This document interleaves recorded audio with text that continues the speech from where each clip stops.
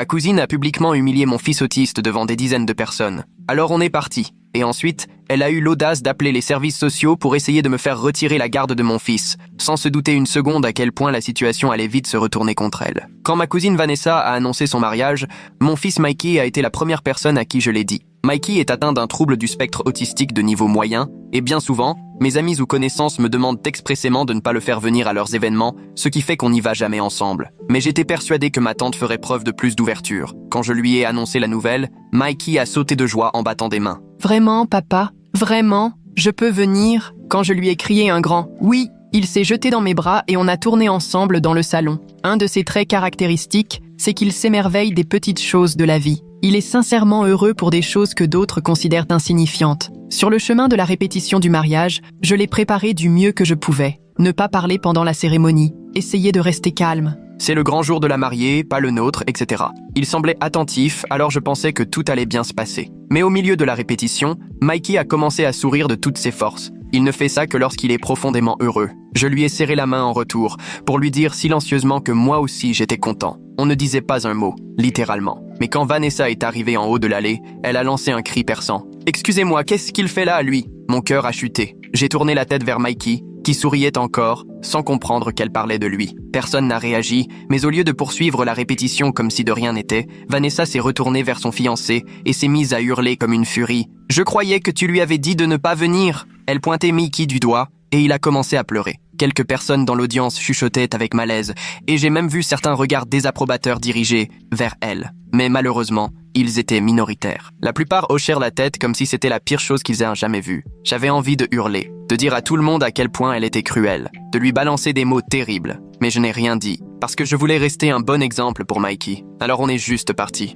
Dès qu'on a mis un pied dehors, Mikey a fondu en larmes. « Pourquoi elle t'a dit ça, papa ? C'était si méchant. » Je l'ai remercié intérieurement de ne pas avoir compris qu'elle parlait de lui. « Fiston, certaines personnes sont malheureuses à l'intérieur, et elles font du mal aux autres pour se sentir mieux. » Heureusement, ce n'était que la répétition. 2 jours plus tard avait lieu la vraie cérémonie. Mikey pensait que la première était la vraie, alors il n'a rien dit quand je l'ai laissé avec la babysitter ce jour-là. Je suis plutôt du genre à respecter les traditions du mariage, alors j'ai laissé Vanessa vivre son grand jour tranquillement. Mais au dîner, j'ai tapé sur mon verre pour faire un discours. Toute la salle est devenue silencieuse. Vanessa a profité du moment pour articuler silencieusement « Merci de ne pas l'avoir amenée ». Je lui ai souri, mais pas pour les raisons qu'elle croyait. Comme vous pouvez le constater, je suis ici sans mon merveilleux fils Mikey. Un silence tendu a envahi la pièce, mais je m'en fichais. Beaucoup d'entre vous ne voulaient pas de lui ici aujourd'hui. Pourtant, il voulait tout de même dire quelques mots. J'ai sorti mon téléphone et j'ai lancé un enregistrement. C'était Mikey, que j'avais discrètement enregistré, en train de parler de son bonheur pour Vanessa et son mari, avec les mots d'un petit garçon de 7 ans. Entendre sa voix,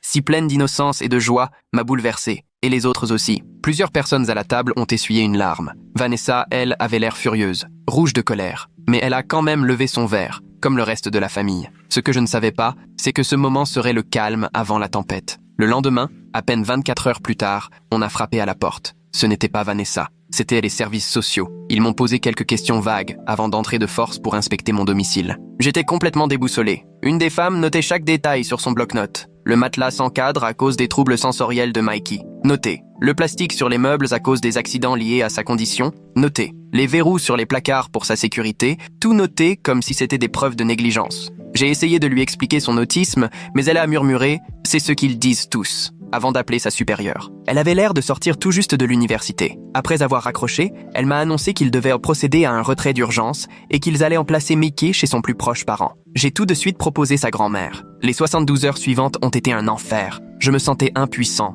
vidé, écœuré, et plus que tout, j'étais en colère. Je savais que Vanessa était derrière tout ça, et je comptais bien faire en sorte qu'elle le paie. Ce n'était plus une histoire de mariage. Elle voulait me voler mon fils. Dans ma maison silencieuse, entourée des jouets et vêtements de Mikey, j'ai commencé à passer des appels. D'abord à un avocat spécialisé dans les droits des familles et des enfants en situation de handicap. Puis à ma mère qui m'a confirmé qu'on n'avait pas confié Mikey à elle malgré ma demande. Ensuite à sa pédiatre spécialisée en développement, qui était indignée. Personne ne touche à cet enfant. Personne, a-t-elle dit. Vanessa ne savait pas ce qu'elle avait déclenché. Le lendemain matin, j'ai rassemblé tous les documents liés aux soins de Mickey. Dossiers médicaux, évaluations, projets pédagogiques individualisés, lettres du pédiatre, tout ce qui pouvait prouver que j'étais un bon père. Mes mains tremblaient. J'étais incapable de trier les papiers correctement. Je ne cessais de penser à Mikey. Est-ce qu'il avait ses médicaments? Est-ce qu'il comprenait ses besoins sensoriels? Est-ce que quelqu'un pensait à lui donner sa couverture spéciale le soir? J'ai rappelé sa pédiatre, la docteure Chen, pour lui demander une lettre détaillant ses besoins. Elle était furieuse. Je suis sa docteure depuis 5 ans. Ses aménagements sont médicaux, pas du tout de la négligence. Elle était outrée. Je vous envoie une lettre dans l'heure, et je suis prête à témoigner si nécessaire. Pendant que j'attendais, j'ai aussi contacté ma voisine Morgane, qui est enseignante spécialisée. Elle connaît Mikey depuis qu'il a 4 ans et m'a aidé à mettre en place de nombreuses stratégies à la maison.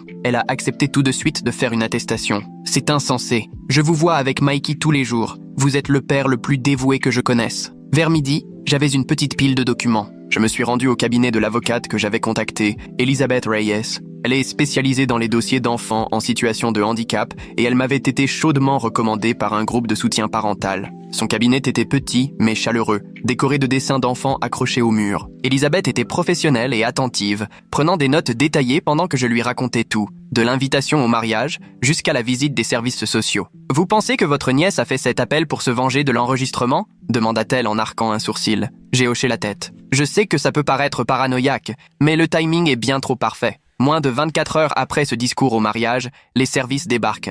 Elisabeth n'a même pas semblé surprise. Malheureusement, les fausses accusations auprès des services de protection de l'enfance pour se venger, ça arrive plus souvent qu'on ne le croit. Mais elle avait une bonne nouvelle. On pouvait se défendre. Elle m'a expliqué que le retrait d'urgence nécessitait une audience sous 72 heures. On devait être prêt à présenter notre version des faits, avec des documents et des témoins capables de confirmer mes compétences parentales. En attendant, je vais déposer une requête d'urgence pour obtenir un droit de visite. Ils n'ont pas le droit de vous empêcher de voir Mikey pendant l'enquête. Je suis sorti de son bureau avec une liste de choses à faire longue comme le bras, et je me suis dirigé directement vers l'école de Mikey. La directrice, Madame Taylor, a été stupéfaite en apprenant ce qui s'était passé. Elle a immédiatement consulté le dossier de Mickey et promis d'écrire une lettre attestant de ses progrès et de nos réunions régulières. « Je vous ai vu avec lui à chaque événement scolaire », m'a-t-elle dit. « N'importe qui vous observe 5 minutes comprend combien vous l'aimez. » Sur le chemin du retour, j'ai reçu un appel de ma mère. Sa voix était pleine de colère contenue. « Je viens de parler à ta tante Linda. » Apparemment, Vanessa lui a dit que Mickey avait complètement perdu le contrôle pendant la répétition et que tu n'avais rien fait pour le calmer. J'ai senti mon sang bouillir. Quoi?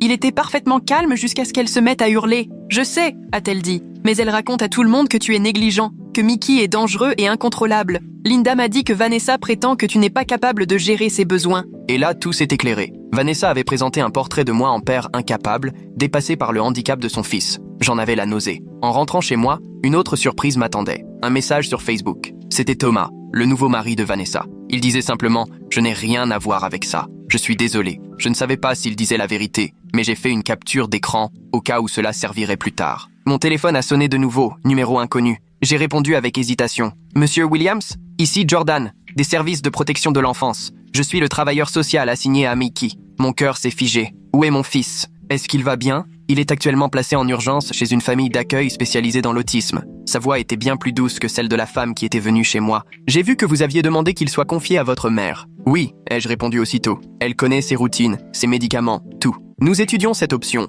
mais je voulais vous informer que vous avez été autorisé à une visite supervisée demain à 14h dans nos locaux. J'ai failli m'effondrer de soulagement. Merci, je serai là. Dès que j'ai raccroché, j'ai appelé Elisabeth pour la tenir au courant. Elle était satisfaite de l'autorisation de visite, mais m'a averti. Ils vont observer vos interactions de très près. Restez naturel, mais calme, même si Mikey est bouleversé. Ne dites rien contre les services sociaux, et surtout, pas un mot contre votre nièce. Cette nuit-là fut la plus longue de ma vie. J'ai tourné en rond dans la maison, incapable de rester assis. Je suis allé plusieurs fois dans la chambre de Mikey, m'attendant à le voir allongé avec ses peluches dinosaures. Mais le lit vide me faisait mal. J'ai fini par m'endormir par terre, juste pour me sentir un peu plus près de lui. Le lendemain, je suis arrivé au bureau des services sociaux 1 heure à l'avance, tenant dans mes bras son jouet préféré, un petit poulpe bleu en peluche qu'il appelait Squish. La salle d'attente était sinistre, avec des affiches délavées et des sièges inconfortables. Chaque minute semblait durer une éternité. Et puis enfin, ils ont amené Mikey. Il avait l'air épuisé, avec des cernes marquées. Mais dès qu'il m'a vu, tout son visage s'est illuminé. « Papa !»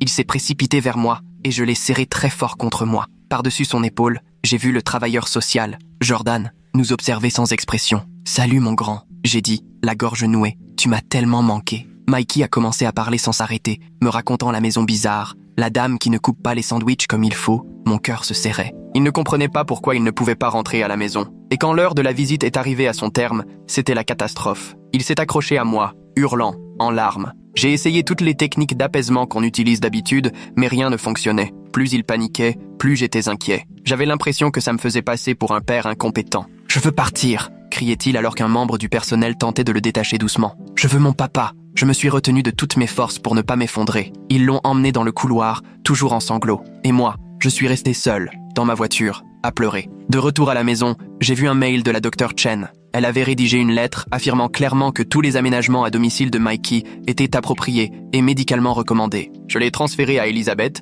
au moment où mon téléphone a sonné à nouveau. C'était ma mère. Ils viennent inspecter ma maison demain pour voir si je peux accueillir Mickey provisoirement. C'était une avancée. C'est super, maman. Ils ont dit autre chose ? Elle a marqué un temps d'arrêt. Ils ont parlé de préoccupations supplémentaires concernant ta manière de t'occuper de Mickey. Mon estomac s'est noué. Préoccupations supplémentaires ? De qui ça vient ? Ils ne veulent pas dire. Mais j'ai ma petite idée, a-t-elle dit d'un ton glacial. Vanessa persistait. Je me demandais quelles nouvelles histoires elle avait inventées cette fois. J'étais tellement en colère que j'ai fait quelque chose que je n'aurais sans doute pas dû. Je l'ai appelée. À ma grande surprise, elle a répondu. « Qu'est-ce que tu veux ?» a-t-elle lancé, froide. « Je veux savoir pourquoi tu essaies de m'enlever mon fils », ai-je dit en tentant de garder mon calme. Elle a ricané. « Je ne fais que faire part de préoccupations légitimes. Mikey a besoin d'un encadrement professionnel, pas de tes excuses. Il a un encadrement professionnel. Il a des médecins, des thérapeutes et il est toujours incapable de se tenir correctement en public, m'a-t-elle coupé. Ce qu'il a fait à ma répétition prouve que tu ne sais pas le gérer. J'étais abasourdi. Il était parfaitement calme,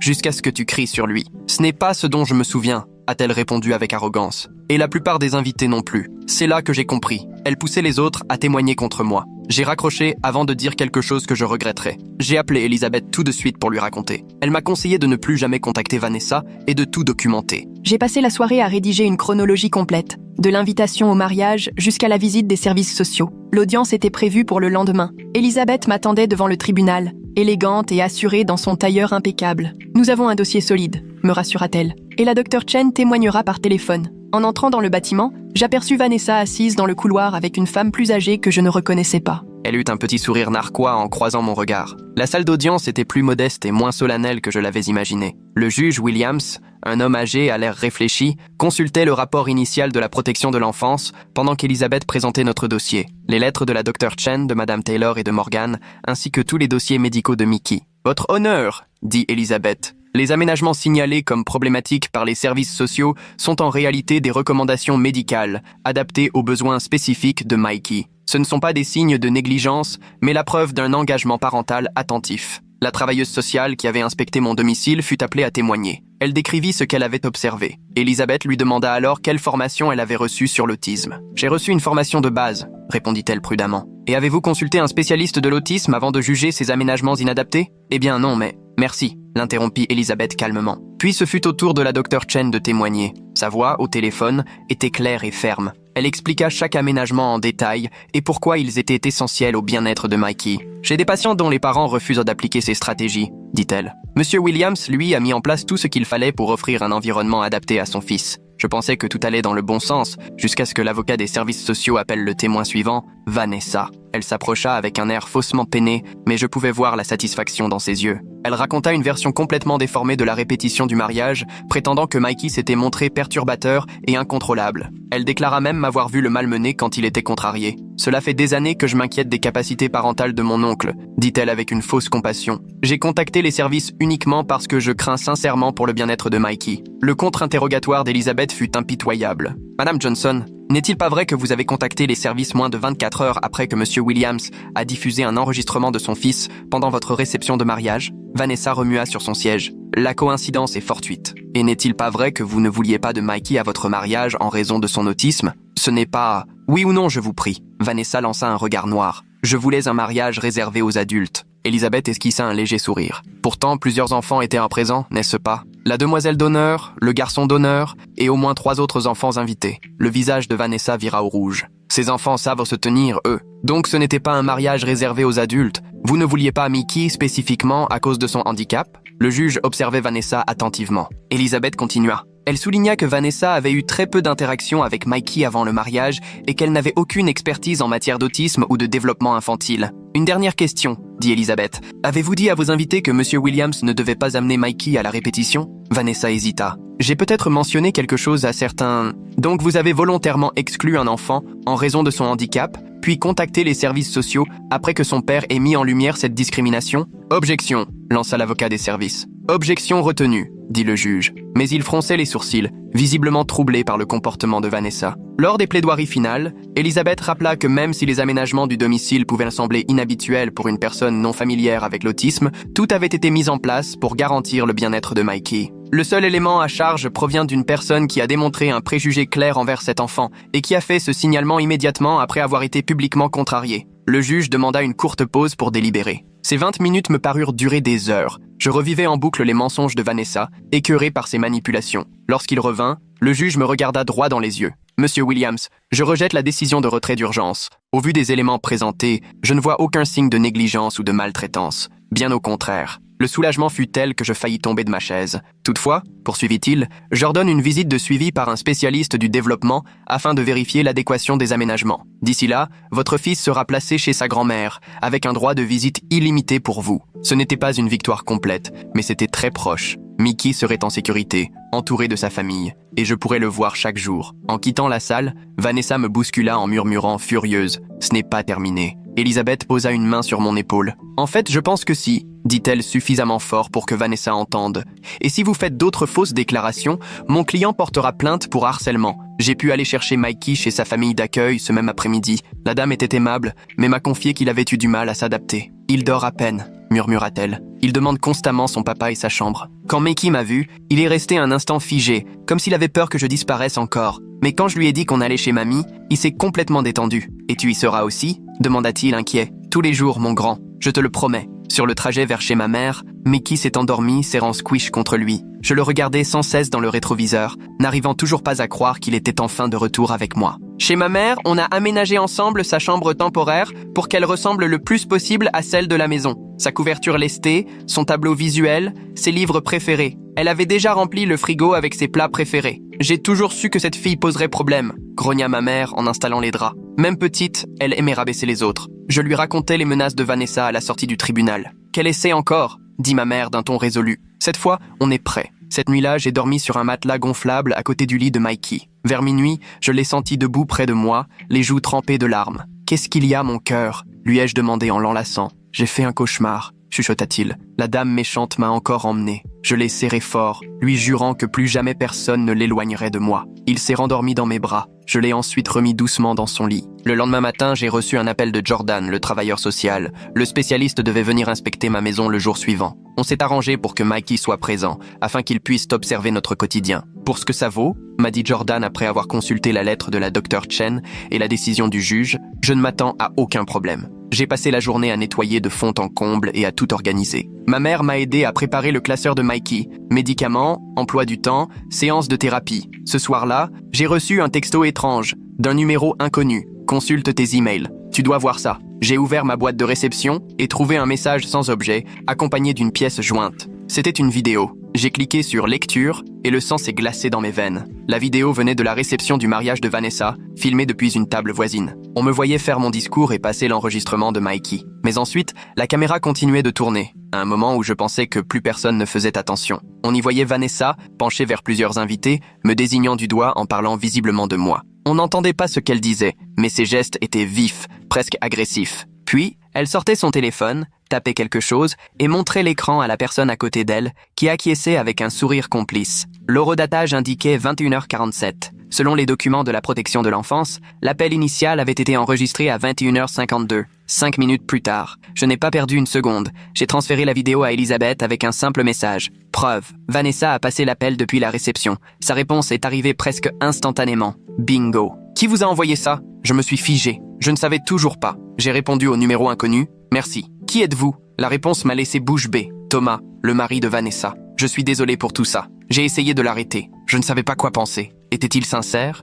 Ou était-ce un piège? J'ai préféré rester prudent. Pourquoi m'aider? Ai-je répondu. Parce que ce qu'elle fait est injuste. Elle est obsédée par l'idée de te faire payer l'humiliation du mariage. Elle a même poussé l'une de ses demoiselles d'honneur à faire une fausse déclaration aux services sociaux. C'était énorme. J'ai appelé Elisabeth et lui ai lu tous les messages. Elle m'a conseillé de lui demander s'il accepterait de faire une déclaration, mais surtout de ne pas le brusquer. Soyez prudent, m'a-t-elle averti. Si Vanessa découvre qu'il vous aide, cela pourrait empirer les choses. J'ai donc envoyé un nouveau message à Thomas. Seriez-vous prêt à témoigner auprès des services sociaux? Il a mis près d'1 heure à répondre. Je vais y réfléchir. Mais Vanessa ne doit surtout pas savoir que ça vient de moi. Le lendemain, c'était le jour de la visite du spécialiste. La docteure Ramirez était tout l'opposé de la première intervenante. Plus âgée, expérimentée, humaine. Dès son arrivée, elle s'est mise à hauteur de Mickey pour lui parler. Elle lui a demandé de lui montrer sa chambre, ses jouets, son tableau de planning. Elle l'a traité avec respect, pas avec pitié. Elle a passé 2 heures à nous observer, posant des questions pertinentes sur notre routine et observant comment Mikey et moi interagissions. Elle a hoché la tête en découvrant son coin sensoriel, son emploi du temps visuel, ses cartes de communication en images. « Vous avez créé un environnement extrêmement adapté », m'a-t-elle dit à la fin. Mon rapport en tiendra compte. J'ai senti un énorme poids s'envoler. On approchait enfin de la sortie de ce cauchemar. Il ne manquait plus que son rapport officiel, et Mickey pourrait rentrer à la maison pour de bon. Le soir venu, j'ai reçu un autre message de Thomas. « Vanessa sait que quelqu'un t'a envoyé la vidéo. Elle est furieuse. Fais attention. » Avant que je puisse répondre, mon téléphone a sonné. C'était Jordan, des services sociaux. « Monsieur Williams, je vous appelle car nous avons reçu un nouveau signalement concernant Mikey. Mon cœur s'est serré. Encore, le signalement affirme que vous médicamentez votre fils de manière excessive pour contrôler son comportement. Je n'en croyais pas mes oreilles. C'est totalement faux. Tous ces médicaments sont prescrits par la docteure Chen. J'ai les documents pour le prouver. Je vous crois, dit Jordan, la voix lasse. Vu les circonstances et la décision précédente du juge, nous ne donnerons pas suite à ce rapport. Mais je tenais à ce que vous soyez informés. Vanessa était désespérée. Mais le fait que cette nouvelle accusation ait été classée sans suite montrait que les services sociaux commençaient enfin à voir clair dans son jeu. Malgré tout, je ne pouvais pas m'empêcher de craindre ce qu'elle inventerait ensuite. J'ai rappelé Elisabeth pour la mettre au courant. C'est en réalité une bonne chose, m'a-t-elle dit. Plusieurs faux signalements documentés renforcent notre dossier si nous devons entamer une action pour harcèlement. Qu'est-ce que je fais maintenant ? Ai-je demandé. Documentez tout, et je pense qu'il est temps de parler sérieusement d'une ordonnance restrictive. Le lendemain, le rapport de la docteure Ramirez est arrivé. Comme prévu, il était extrêmement positif. Elle concluait que mon domicile était parfaitement adapté aux besoins de développement de Mikey et que notre lien était à la fois solide et rassurant. Elle confirmait également que les traitements et les thérapies étaient appropriés et bien suivis. Dans l'après-midi, Jordan m'a rappelé. En nous basant sur l'évaluation de la docteure Ramirez, nous allons clore le dossier. Mikey peut rentrer chez lui immédiatement. J'étais à 2 doigts de pleurer de soulagement. « Merci, monsieur Williams », ajouta Jordan. « Officieusement, je tiens à m'excuser pour la manière dont tout cela a commencé. La première intervenante aurait dû reconnaître vos aménagements spécialisés pour ce qu'ils étaient.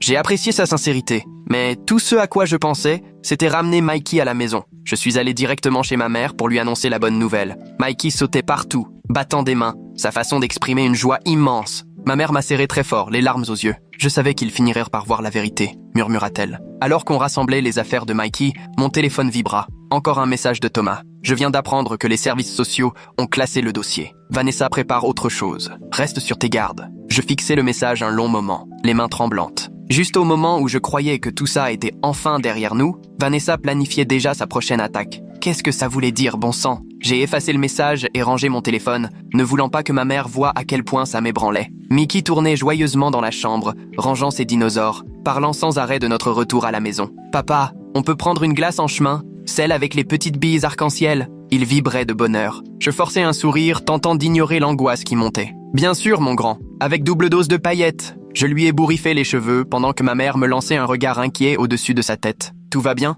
murmura-t-elle pendant que Mickey s'occupait de ses peluches. J'ai hésité, puis hoché la tête. Je veux juste le ramener à la maison. On a tout chargé dans la voiture, et ma mère a enlacé Mickey longuement. Je l'ai remerciée au moins 50 fois pour tout ce qu'elle avait fait. Le trajet de retour a été rempli des bavardages enthousiastes de Mikey, et, comme promis, on s'est arrêté pour une glace. Rentrer à la maison avec lui après une semaine d'enfer semblait presque irréel. Ce soir-là, une fois Mickey bien installé dans son propre lit, je me suis assis à la table de la cuisine, seul avec mes pensées. Vanessa n'en avait pas fini avec nous. Et moi, je ne pouvais plus vivre dans cette peur constante. Il fallait que je prenne les devants. Le lendemain matin, alors que Mikey prenait son petit déjeuner, j'ai appelé Elisabeth. « J'ai besoin de savoir quelles sont mes options », lui ai-je dit. Thomas affirme que Vanessa prépare quelque chose d'autre. Elisabeth n'a pas hésité. On a plusieurs faux signalements documentés. Ça relève du harcèlement, peut-être même de la diffamation, selon ce qu'elle raconte autour d'elle. On peut envisager une ordonnance restrictive, voire demander des dommages et intérêts. Je veux juste qu'elle nous laisse tranquilles, dis-je, en regardant Mikey aligner ses céréales dans des motifs que lui seul comprenait. Quelle est la manière la plus rapide d'y arriver ? Je vais rédiger une lettre de mise en demeure officielle,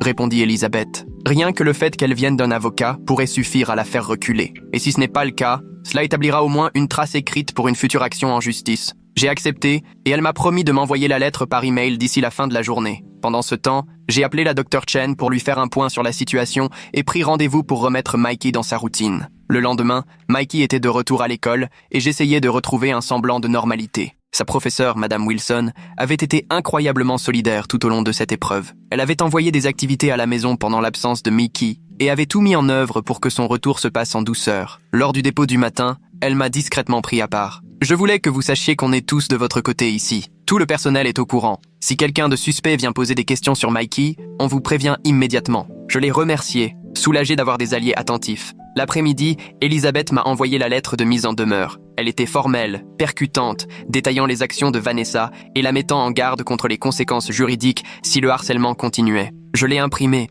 avec l'intention de l'envoyer en recommandé, pour qu'elle ne puisse pas prétendre ne jamais l'avoir reçue. Ce soir-là, j'aidais Mikey à prendre son bain quand la sonnette retentit. « Reste ici une minute, mon grand. » Je me suis essuyé les mains en vitesse et suis allé voir à travers le judas. Mon estomac se serra. C'était Vanessa. Une fraction de seconde, j'ai envisagé de ne pas ouvrir. Mais une autre partie de moi savait que c'était peut-être ma chance de mettre fin à tout ça. J'ai ouvert la porte, mais me suis planté fermement sur le seuil. « Qu'est-ce que tu veux ?» ai-je demandé froidement. Vanessa n'était pas maquillée. Son visage semblait fatigué. « Rien à voir avec le mariage ou le tribunal. J'ai besoin de te parler, » dit-elle. « Je n'ai rien à te dire. En fait, j'étais justement en train de t'envoyer ça. » Je pris la lettre sur la table d'entrée et la lui tendis. Elle la lut rapidement. « Des menaces légales. Très mature. Tu as menti pour tenter de me faire retirer mon fils. Tu t'en sors bien avec juste une lettre. » Son visage se durcit. « Tu m'as humilié devant tout le monde à mon mariage. » « Tu t'es humiliée toute seule en criant sur un enfant en situation de handicap, ai-je répliqué. Maintenant, quitte ma propriété avant que je n'appelle la police. Je commençais à refermer la porte, mais elle bloqua avec son pied. Attends, Thomas m'a quitté. Je me figeais. Quoi? Il m'a quitté, répéta-t-elle, sa voix tremblante. Il y a 3 jours, il m'a dit qu'il ne pouvait pas être avec quelqu'un capable de faire ça à Mikey. Je restais sans voix. Une partie de moi ressentait une pointe de justice, mais face à sa détresse, ce sentiment sonnait creux. Ça, c'est entre toi et Thomas. Ça ne me concerne pas. Et ça ne concerne pas Mickey. C'est lui qui t'aide, n'est-ce pas? Dit-elle en me fixant. La vidéo. Ça ne peut être que lui. Je restais impassible. La dernière chose que je voulais, c'était mettre Thomas dans une situation encore plus difficile. Peu importe qui l'a envoyé. Ce qui compte, c'est que tu as été prise en flagrant délit de mensonge. Et que tu dois arrêter. Définitivement. Son visage se referma. Tu crois que tu as gagné, hein? Que tout le monde est de ton côté maintenant. Eh bien, sache que j'ai parlé à d'autres membres de la famille. Je leur ai dit que tu te sers de Mikey pour attirer la sympathie. Je n'en revenais pas. Elle essayait encore de monter les autres contre nous. « Pars !» ai-je lancé en poussant la porte contre son pied. « Les gens me croient, » continua-t-elle. « Papa ?» fit une petite voix derrière moi. J'ai fini mon bain. Je me retournai. Mickey était là, debout dans le couloir, les cheveux trempés en bataille, en pyjama de dinosaure. En voyant Vanessa, tout son corps se tendit. « C'est la dame méchante », dit-il à haute voix, les mains commençant à battre l'air avec nervosité. Les yeux de Vanessa s'agrandirent. Elle le regardait, vraiment, peut-être pour la première fois. Mikey commença à se balancer, un signe clair d'angoisse montante. « Mon grand, retourne dans ta chambre », lui dis-je doucement. « Je viens te lire ton histoire dans 1 minute. » Mais Mikey ne bougea pas. Il fixait Vanessa avec une intensité rare. Puis, à ma grande surprise, il s'avança. « T'as été méchante avec mon papa, » dit-il, la voix tremblante mais résolue. « À la fête, tu as crié et t'as rendu les gens tristes. » Vanessa ne disait rien. Mikey poursuivit, plus vite. « J'ai rien fait de mal. J'étais calme, comme papa avait dit. Mais toi, t'étais bruyante et méchante. » Ses mains s'agitèrent de plus en plus, mais il continua. « Faut pas être méchant avec les gens. Ma maîtresse, elle dit ça. J'étais paralysé, les larmes aux yeux. Mon fils prenait sa propre défense,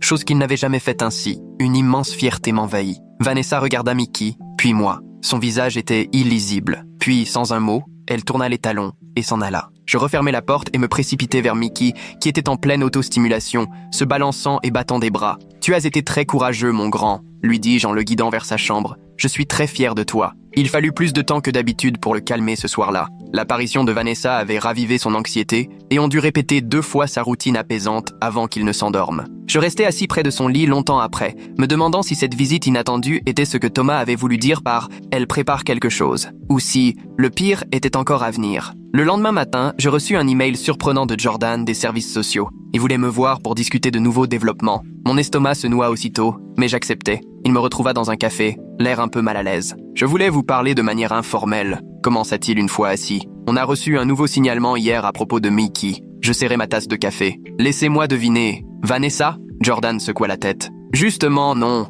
Le signalement vient d'un certain Charles Johnson. Il prétend être votre oncle. » Je clignai des yeux, confus. « Je n'ai pas d'oncle Charles. Attendez, Le seul Charles dans la famille, c'est le père de Vanessa, le frère de ma mère. Jordan acquiesça lentement. Les accusations sont pratiquement identiques à celles de votre nièce. Trop similaires pour être une coïncidence. Donc maintenant, elle utilise son propre père pour faire les signalements, tout devenait clair. Normalement, on serait obligé d'enquêter, expliqua Jordan. Mais vu le schéma récurrent et l'évaluation très positive de la docteure Ramirez, mon superviseur a classé ce signalement comme potentiellement malveillant. Il s'interrompit un instant. Je ne devrais pas vous dire tout ça, mais je pense que vous méritez de savoir à quoi vous avez affaire. Je l'ai remercié pour l'avertissement, l'esprit déjà en ébullition avec ces nouvelles informations. En rentrant chez moi, j'ai appelé Elisabeth immédiatement et lui ai raconté tout ce que Jordan m'avait confié. C'est en fait parfait, dit-elle, avec un ton presque satisfait. Maintenant, on peut démontrer un schéma de harcèlement coordonné. Je vais modifier notre lettre de mise en demeure pour y inclure tous les membres proches de la famille de Vanessa. Pendant qu'Elisabeth s'occupait du juridique, j'ai décidé qu'il était temps de mobiliser mes propres renforts.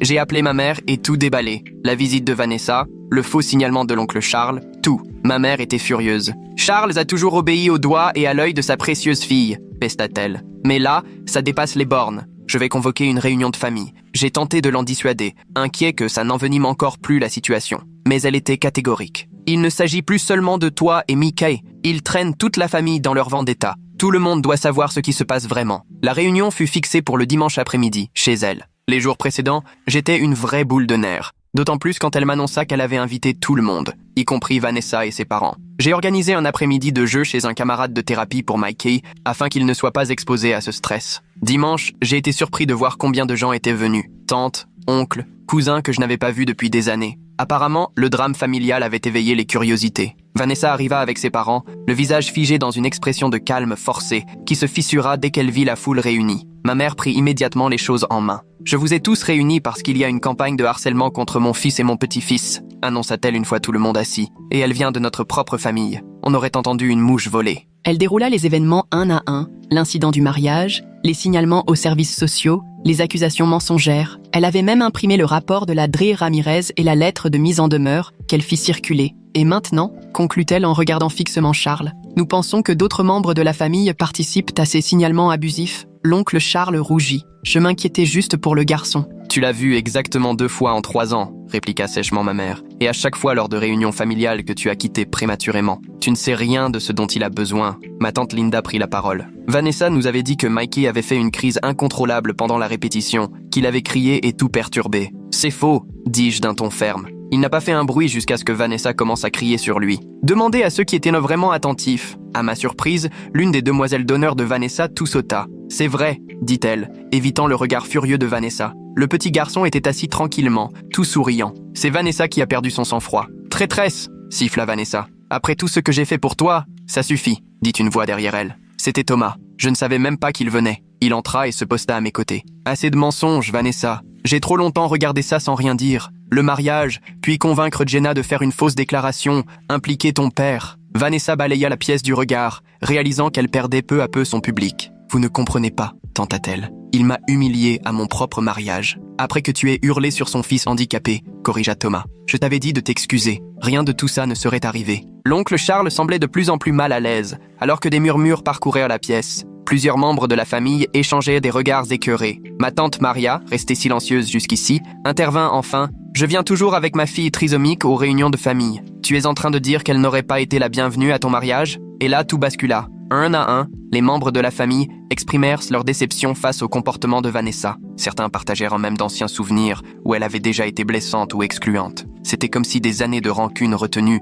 venaient d'exploser. Finalement, Charles se leva. « Cette réunion est terminée », dit-il d'une voix tremblante. « Vanessa, Linda, on s'en va. » Mais avant qu'il ne puisse partir, ma mère se planta devant la porte. « Pas avant que je dise une chose très claire », lança-t-elle. « Si l'un de vous ose encore faire un faux signalement, contacter les services sociaux ou propager des mensonges à propos de mon fils ou de mon petit-fils, je m'assurerai que chaque membre de cette famille sache exactement qui vous êtes. Et nous utiliserons tous les recours légaux possibles. » La pièce éclata en approbation franche. Vanessa regarda autour d'elle et comprit qu'elle avait perdu. Sans un mot, elle poussa ma mère pour sortir, suivie de ses parents. Thomas, lui, resta. « Je suis désolé de ne pas m'être opposé à elle plus tôt », me dit-il. J'espérais qu'elle finirait par revenir à la raison. J'ai hoché la tête. encore sous le choc de ce qui venait de se passer. Merci d'être venu aujourd'hui, ça a vraiment fait une différence. Dans les jours qui suivirent, la famille se rassembla autour de nous d'une façon que je n'aurais jamais imaginée. Ma tante Maria invita Mickey à jouer avec sa fille. Mon oncle James, avec qui je n'avais pas parlé depuis des années, m'appela pour proposer à Mickey une partie de pêche dans sa maison au bord du lac. Les tentatives de Vanessa pour nous isoler s'étaient complètement retournées contre elle.